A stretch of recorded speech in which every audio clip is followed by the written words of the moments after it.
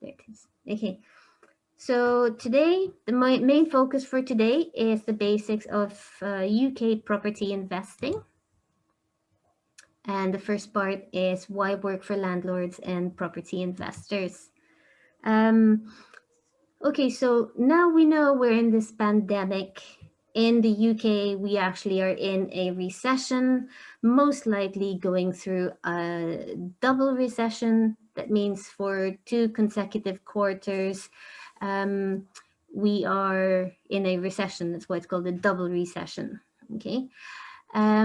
The likely scenario is it's going to be far worse, and we're not going to start seeing things pick up until well after the first or the second quarter of next year, not just because of the pandemic, but because of Brexit. Okay, so it's like double whammy for the UK economy.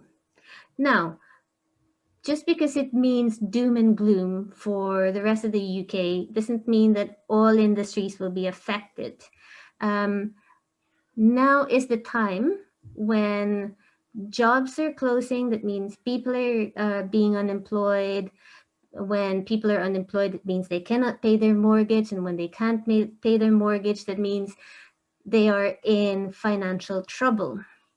Their assets can be repossessed. That includes their homes, which means that right now is a time for worry for a lot of people here in the UK. Now, property investors are trained to know how to solve problems that people might be facing right now.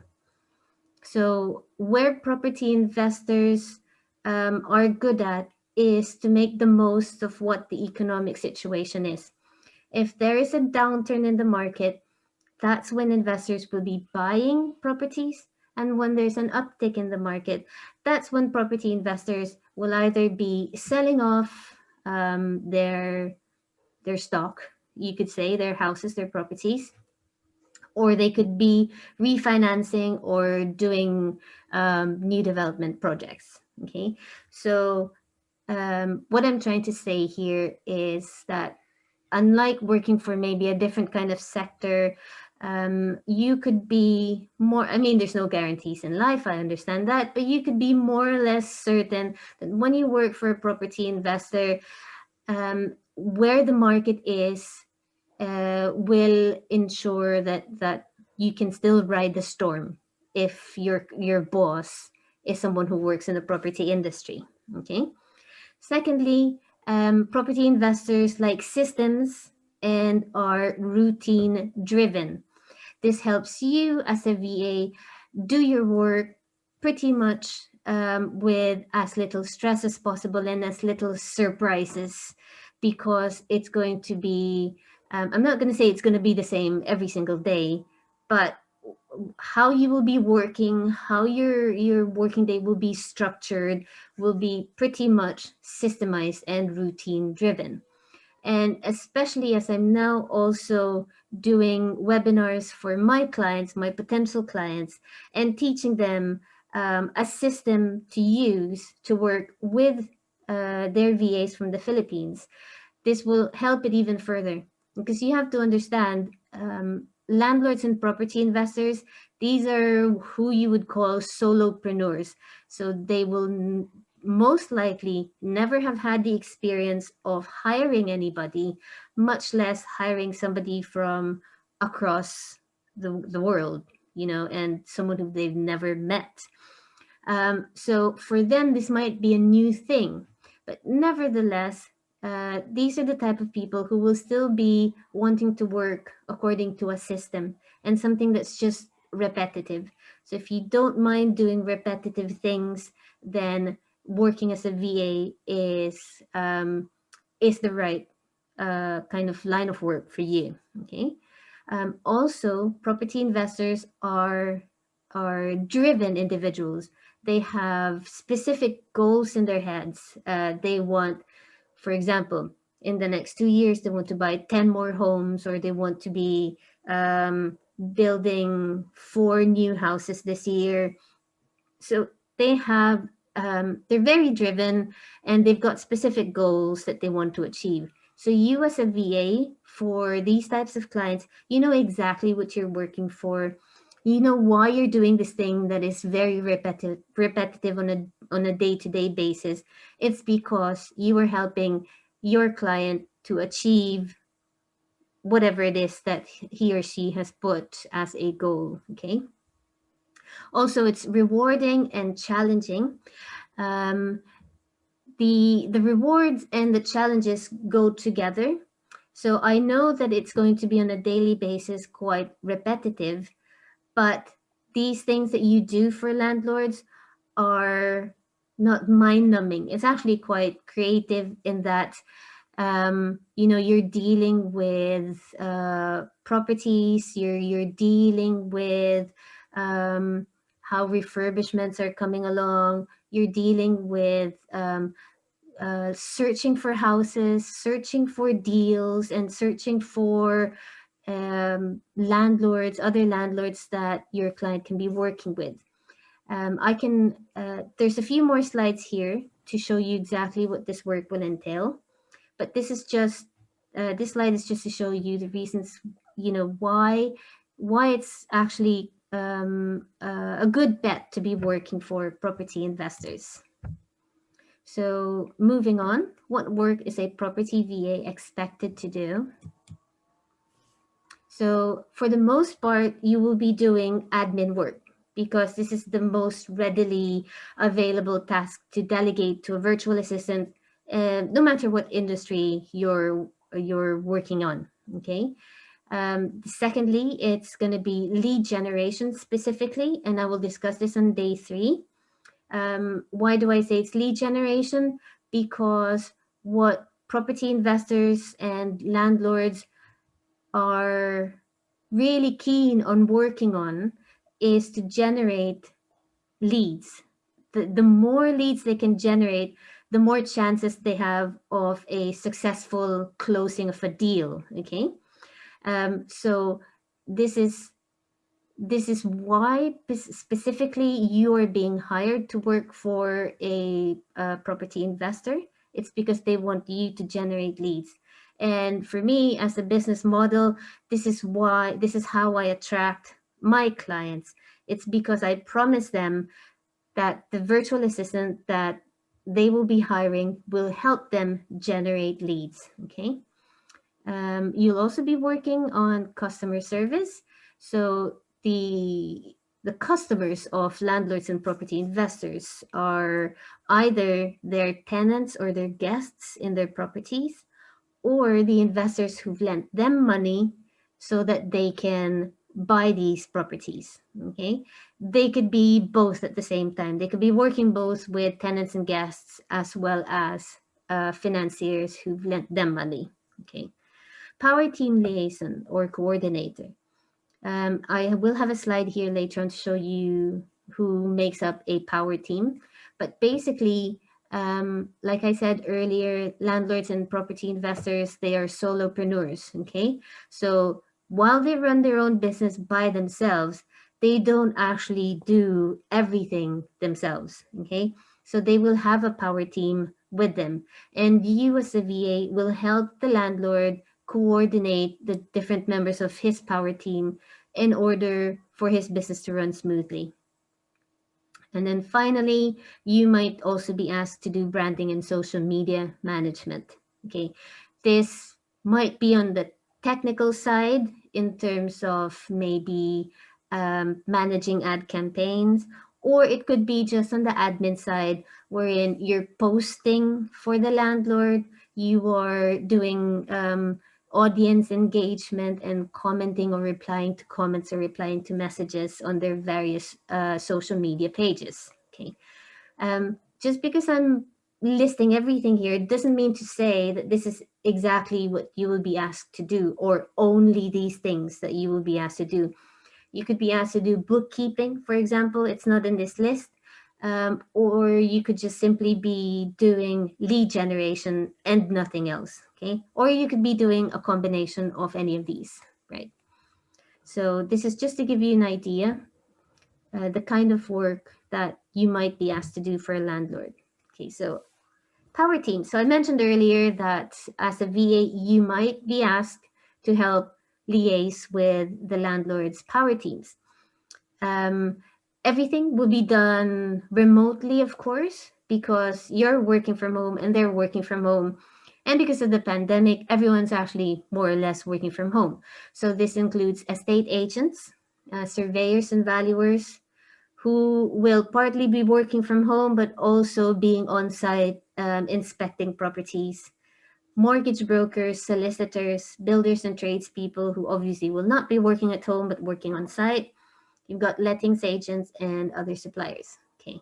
So estate agents are the people um, who landlords and property investors will be approaching to help them find properties. Okay. You, as a lead generation VA, you might be coordinating with estate agents because they might have properties in their books that your client might want to buy. Okay. Um, this does not necessarily mean that you'll be speaking to them. Really, this could just be that you're emailing them or that you're visiting the agent's website and looking at their listings, right? Sometimes you will not, not you, but the landlord will not be buying from estate agents. They might be buying directly from vendors without going through estate agents. Okay, so an agent is, as the word means, is the one who's in between, right? Now, surveyors and valuers. So these are uh, people that you might be coordinating or communicating with mostly by emails if your client, the property investor, will say, can you email the report to my VA? Okay. And then that's how you're involved in this process. But just to give you an idea what a surveyor valuer does, they are the ones who come around to a property and give a specific price tag on the property and says this property is worth, let's say, £100,000, okay, or this property in its current condition is only worth £80,000, but after a course of refurbishment, or if this and that is fixed, or if this structural issue is addressed, or whatever it is, then it might achieve, let's say, £125,000. Okay, so the landlord might be hiring a valuer for himself, so he gets an idea of what the property is worth. But what can also happen is that the lender who's willing to lend on this property will hire a valuer so that he or she knows that he's lending money on an asset that is worth what he's lending it for. Okay, so there's two ways that valuers might be hired, and you don't have to understand everything about this as such, but I'm only mentioning it here just in case the client who you're working for might say, now you're involved in this process, Mr. So and so, he's a surveyor, he's going to email some documents over to you, I need you to go through over it, etc., etc. Okay, so that's your role as a VA in this kind of liaising with this member of the power team. When I say member of a power team, I say that in not formal terms. There's no actual membership of this power team. It just means that this landlord will be working with all of these people, mostly. Okay. Mortgage broker. So in the Philippines, when you buy a house or house and lot, you don't necessarily use the term mortgage. I think you use the term house loan or home loan or pag-ibig fund or something else, right? In the UK and I think in other countries like the US, the technical term for a loan to buy a house or to build a house is called a mortgage. Okay. Now, a mortgage broker is someone who the landlord or property investor approaches in order to look for a loan to get to buy a property. Okay, we generally in the UK, you don't approach banks individually. I think that's how you do it in the Philippines. You might go to Metro Bank and say, can I get a house loan or a loan to buy a house? In the UK, you don't approach each bank individually. You approach a broker who has connections with all the banks, or well, especially if they're independent brokers, then they're all market agent. They then understand the requirements of the landlord, what he wants the loan for, and then he can assess what the best products or options available that the landlord might want to take. Okay. So what might your role be as a VA with this member of the power team? Well, excuse me. The landlord might ask you to prepare some documents to send to the mortgage broker. It could be bank statements, it could be um, documents with regards to the property, it could be many other things. So in general, it will have to do with application for a loan to buy a property. Okay. Now, solicitors. Solicitors is another word for lawyer here in the UK. So when you buy a property and titles of the property or the land needs to be transferred from one owner to another, you need a solicitor to do that. So you need a lawyer to be able to legally transfer these titles onto a new owner.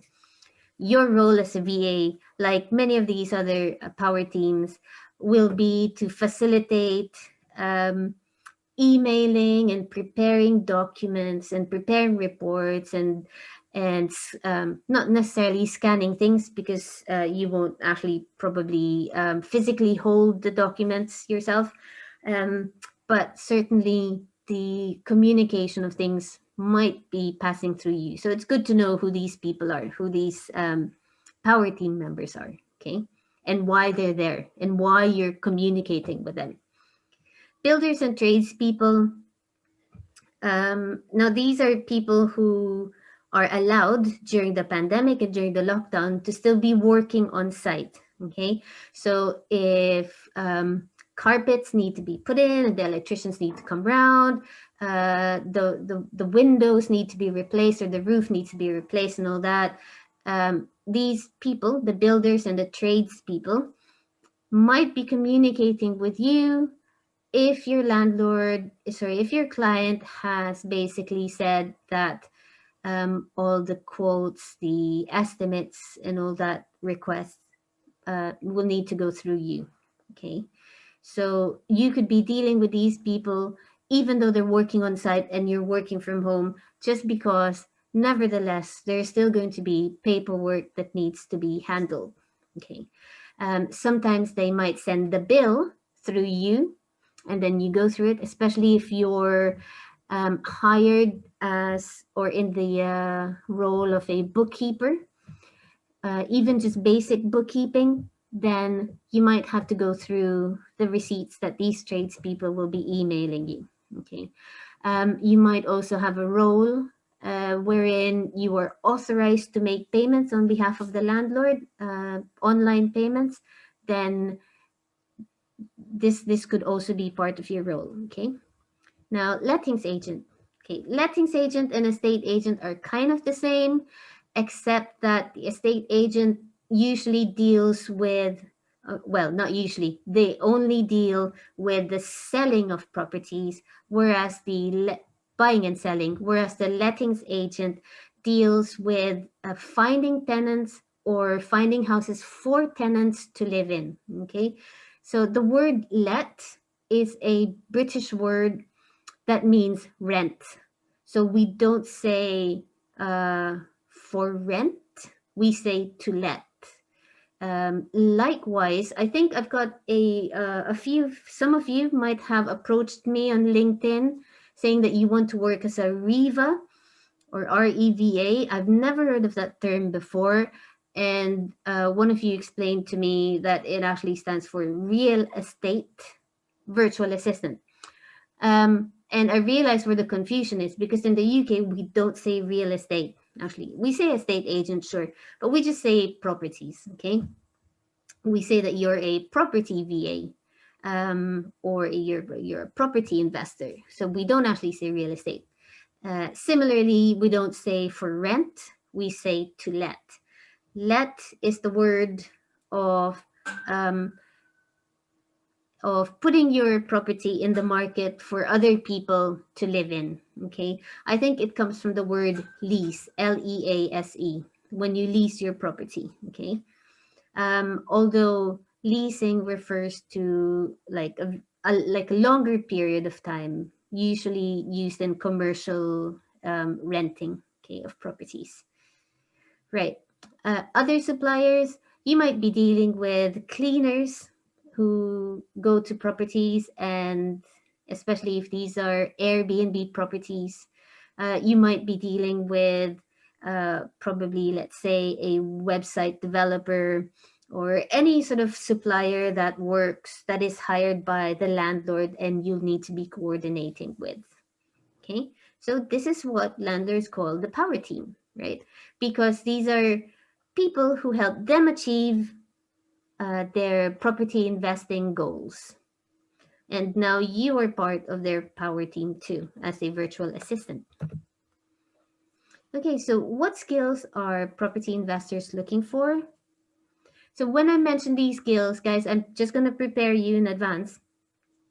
This doesn't mean to say you have to have these skills, okay?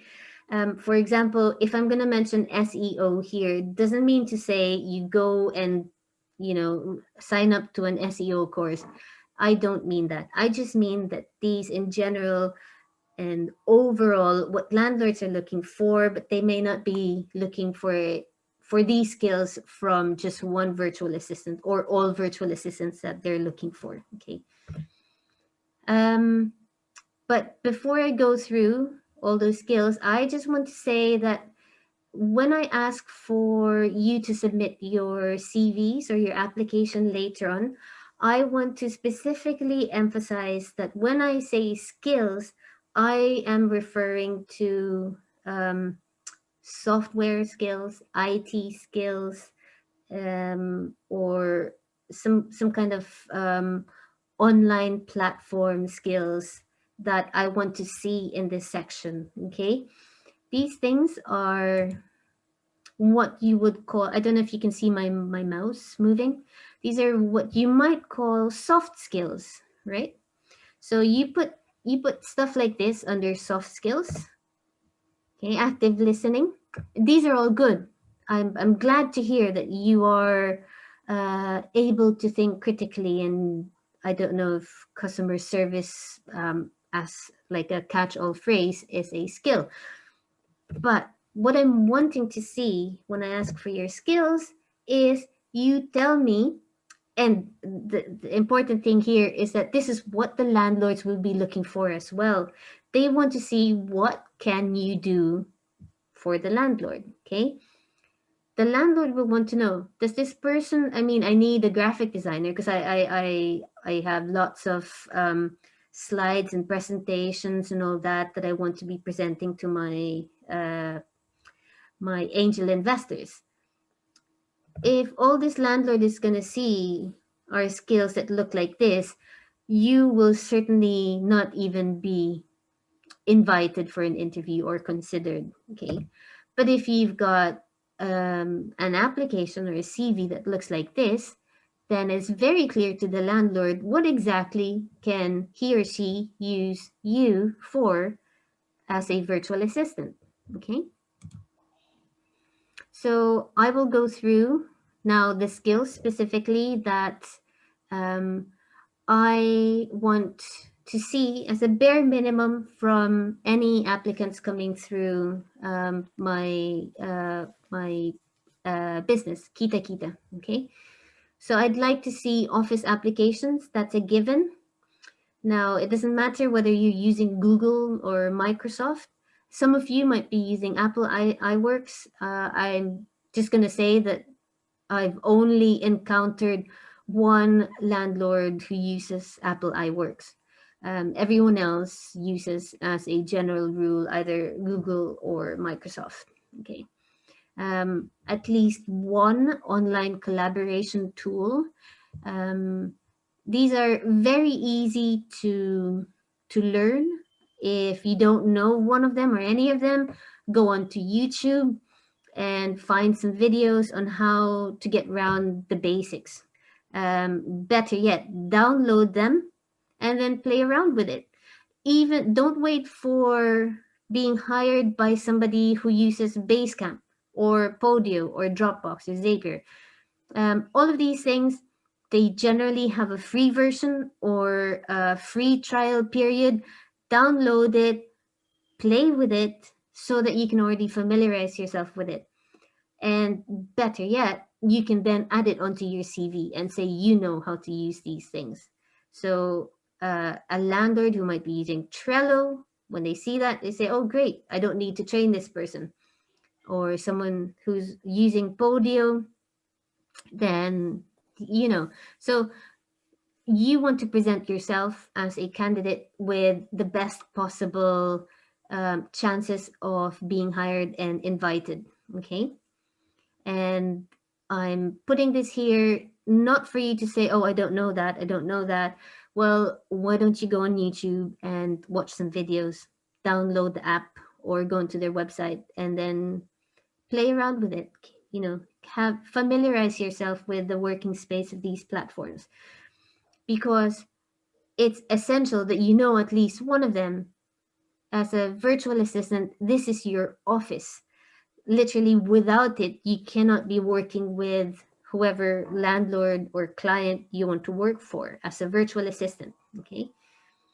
Social media, right? Even though you may not be asked by a client to do social media management, it won't hurt to have that on your CV, and basically have this as a skill that you can offer a potential client. Okay. Facebook, yes, everyone's on Facebook. You spend hours on Facebook scrolling through, so you pretty much know how that works. But as a business activity, what you might need to do for a landlord will be posting, will be engaging with the audience, will be you might even be running an advert, okay, on the social media sites. Now, if you don't have a marketing background, don't pretend that you do, okay? A landlord or a client might not be so picky that you don't have a marketing background, right? So they might say, okay, you don't have a marketing background, but maybe let's figure out how we can do A/B split testing on Facebook ads, for example. And then you can figure it out together, right? But what I'm trying to say is a property investor might not necessarily be so bothered about you not having a marketing background as long as you can help him with some of these things on social media because he's realized that he needs this for his business so he can attract whoever he's trying to attract, whether it's tenants or where it could be property investors angel investors who might want to be, who might want to see this business's current projects that they might want to invest their money in. Okay, give me a minute. I'm just admitting a few people in. Thank you. Okay, those who just joined, please could you turn your mics off? Thank you.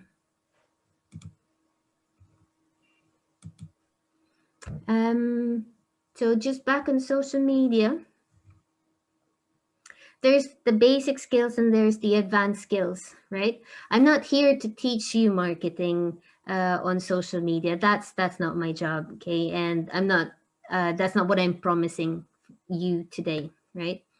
I'm just letting you know what sort of tasks might be delegated to you as a VA working for a property investor who might need someone to manage their social media.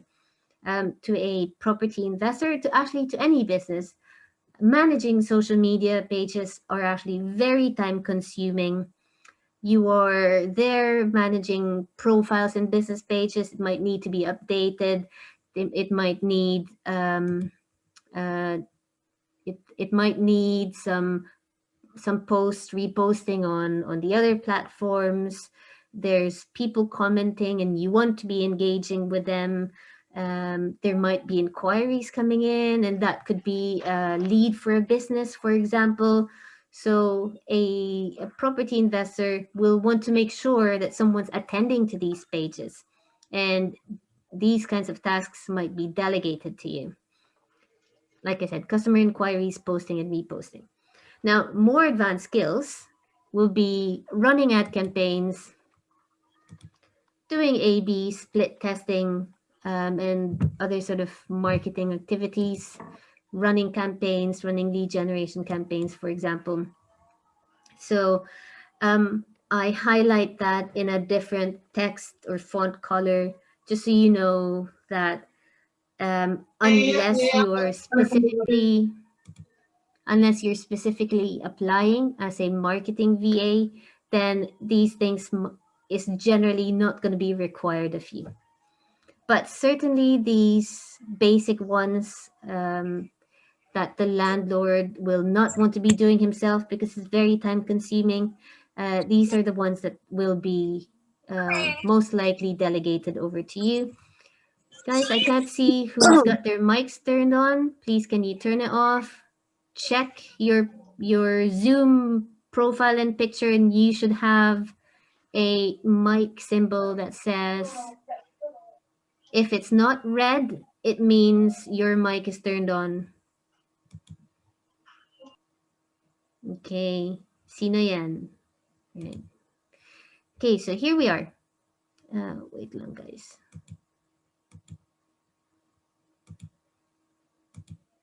Okay, we've got kind of the basic skills, the bare minimum that as a VA you should have. For the benefit of the people who's just joined, I was running through the minimum requirements of skills that you should have. I'm not here to teach them to you. You should have them already. And this would be Office applications, specifically Excel. So if you don't know how to use spreadsheets programs yet, please, guys, learn them now, okay? Online remote collaborating tools, you should know at least one of these. If you don't, go onto YouTube, type them in, watch basic instruction videos, download these apps. There's usually free trials. Play around with them, get a feel for how it is working on these remote collaborating platforms, so that um, so that any potential client who might be using this platform or another platform, they see it on your CV and they say, great, this person is already comfortable working on this platform that I am working on, right? One landlord might be using Trello, another might be using Asana, another might be using Podio. So you never know who you'll be working for. You might as well learn all of them, okay? Social media, as I said, social media management for a property investor is very time consuming. This is one of the things that you are likely going to take over from day one, okay? Now, cherry on the top skills. I say cherry on the top because this is not the minimum requirement. This will be like the nice extra special thing that you as a candidate might be offering to potential clients. Now, what are these skills? These are CRM and other marketing suites and platforms. HubSpot generally is, I think, the most common one because it's got lots of free features. But there might be Infusionsoft, Zendesk, Less Annoying, and MailChimp. Now, maybe most of you might never have heard of these platforms. That's fine, as long as you're not claiming to be, like a marketing VA, okay? But it won't hurt if you just tried it out yourself, right? Or go on to courses and learn these new skills. Okay, there's also creatives and graphic skills. Guys, please turn off your mics. I can hear you. Vitamins na lang. Vitamins. Guys, sino yan? Can you please turn off your mic?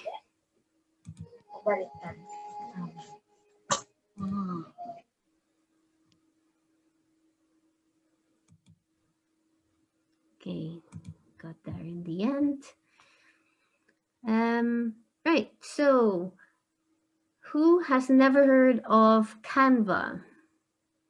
Can I see a wave of thumbs up or a waving hand reaction? Okay, I'm gonna assume all of you have heard of Canva. Okay, 5 years ago, if you didn't know Photoshop or any of the Adobe suites, you could never claim that you can do any graphic design, okay? But with Canva, even people who don't have any creatives or graphic design background can pretty much generate okay, if not good looking images and graphics for business purposes, right?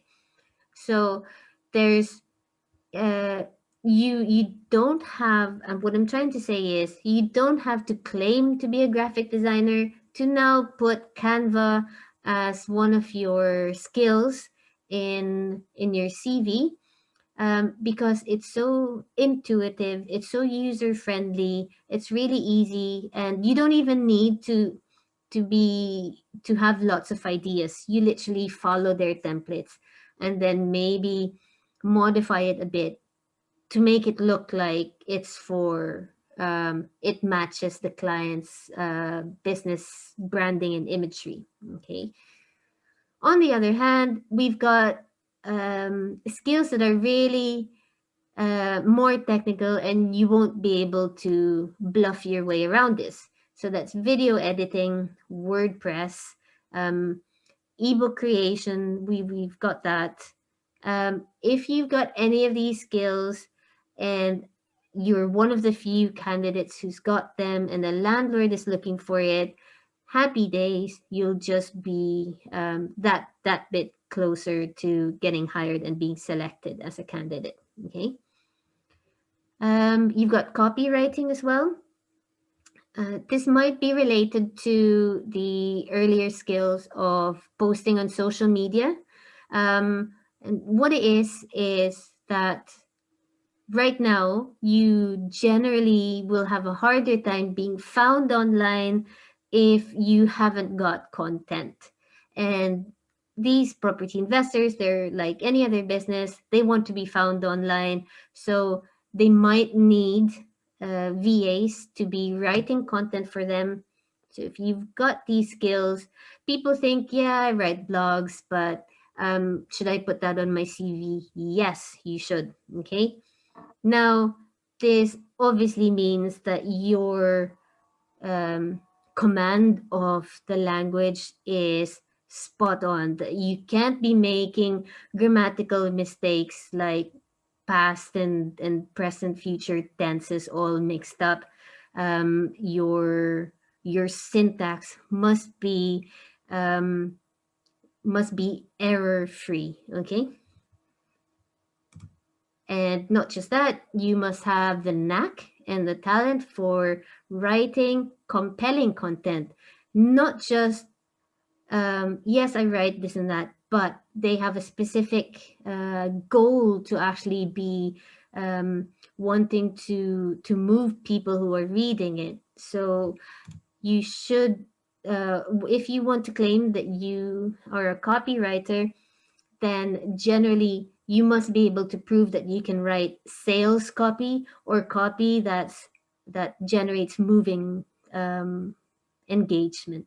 Okay. So for anyone who's just joined, please could you mute your mic? We're just moving through skills that landlords and property investors might be looking for in a virtual assistant. I'm running through these skills, not to say that I'm going to be teaching them to you. That's not my job here. It's just for me to give you an idea of how you can position and place yourself better as a candidate applying for the position of a virtual assistant for property investors. Okay.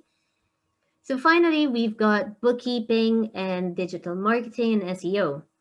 So um, sometimes, even if you haven't got any bookkeeping skills, so you're just an admin virtual assistant, you might still be given basic bookkeeping responsibilities.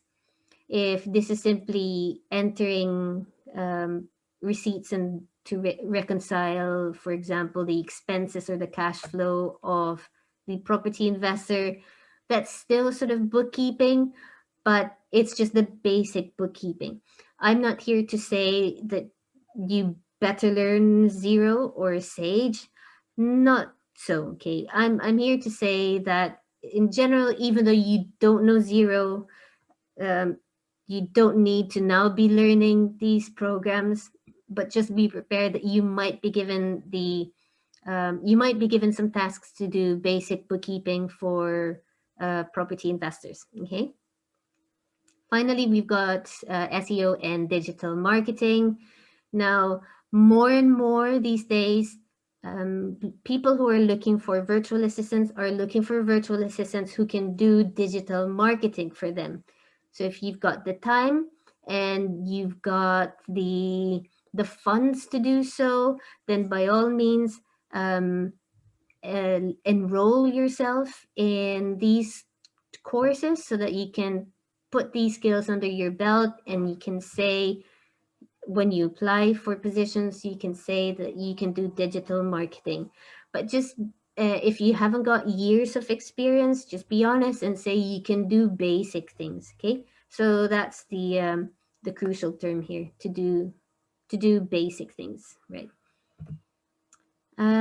Okay, so after you go through these 3 days of training, these are the skills that you can put in your CV when you apply. Okay, so what to put specifically on your CV if you complete the 3 days. And by the way, guys, you'll need to go through an aptitude test if you want to apply through me. Okay, so you will, at the end of 3 days, you should be able to have a basic understanding of property investing in the UK, the strategies that property investors use, understanding and carrying out due diligence, calculating yields, ROI, cash flow, and money left in the deal. You should be able to carry out some lead generation strategies for finding motivated sellers, investors, tenants, and guests. And then using various platforms and channels such as social media for lead generation. Okay.